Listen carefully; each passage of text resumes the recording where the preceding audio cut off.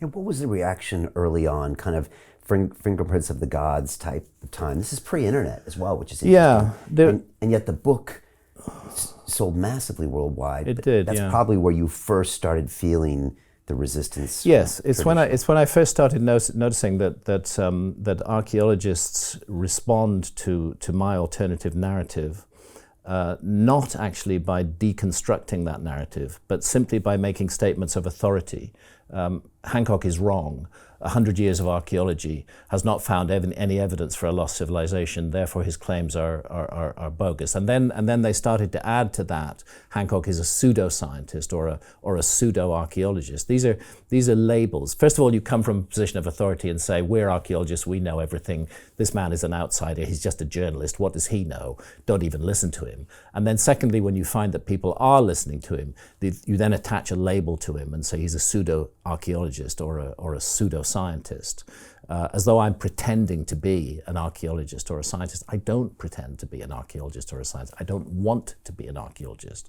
I am not a scientist. I am a journalist. I'm investigating a story where one narrative has controlled people's understanding of the past for far too long.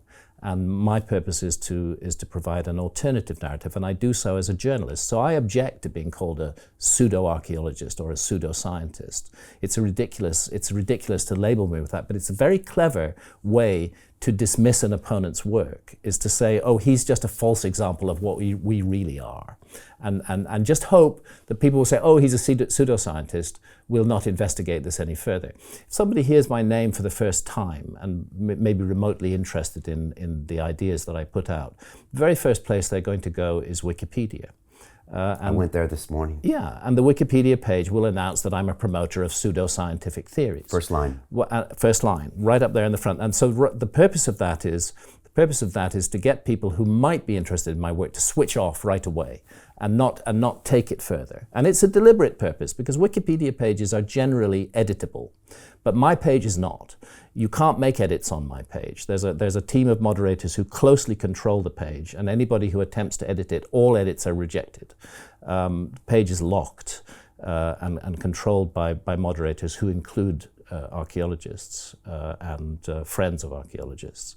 So actually, Yeah, Wikipedia is a hive of censorship. Wikipedia is not serving up an honest, unbiased, objective approach to my work. What Wikipedia is serving up is the view of a small group of archaeologists about my work. That's what's happening. This is not an encyclopedia in that sense. I mean, it makes me wonder. I happen to know my own story, and I happen to know, the facts of that. But it makes me wonder about every other single fact that Wikipedia presents. Is the whole thing agenda-driven? Is it serving the interests of a small, specific interest group who have taken control of that page? I think Wikipedia need to change their policies. They should not allow one side of a debate to control what is supposedly an encyclopedia talking about that debate. Both sides should have their say if it's to be balanced in any way. Yeah, Wikipedia has completely conflicting narratives all throughout that. I don't trust anything they say. And unfortunately, with the title and the name, it shows as if it promotes itself as some unbiased, objective version. That couldn't be further from the truth. Just not true. I know from my own experience that it is deeply biased and totally unobjective. And I suspect that is true with many other Wikipedia articles as well. So these days, if I do want to search information on a subject and Wikipedia comes up as the first hit, I may look at what they say, but I'm going to check very carefully. I'm going to check very carefully the authenticity of what they're saying. And it's most unfortunate, because Wikipedia could be a beautiful thing, but it should not taint itself by handing over pages to particular interest groups who have skin in the game and wish to put another interest group down. And it usually gets top 5, top 10 search. That's the problem. Always. And people just trust it for some reason. Yeah. And it's just as co-opted as any other social platform, with all sorts of strange agendas and all sorts of strange actors in the back with false names that are trying to push their agenda. So just as a note. And I took a look this morning just because I wanted to see, and I couldn't believe the very first line. It's Graham Hancock, pseudoscientist. It's like, okay, this guy has been writing books 30, 40 years. He's got a massive show on Netflix. He's got a massive following. and that's the way you want to introduce him to the world? Yeah, exactly. And then when they do their coverage of the Ancient Apocalypse series, they solely quote hostile archaeologists. They don't look at anything else, as though that is just anything that an archaeologist said is an absolute unquestionable fact. That's how they present it, because that's what we're supposed to find in encyclopedias, is absolute unquestionable facts. That's what we expect to find.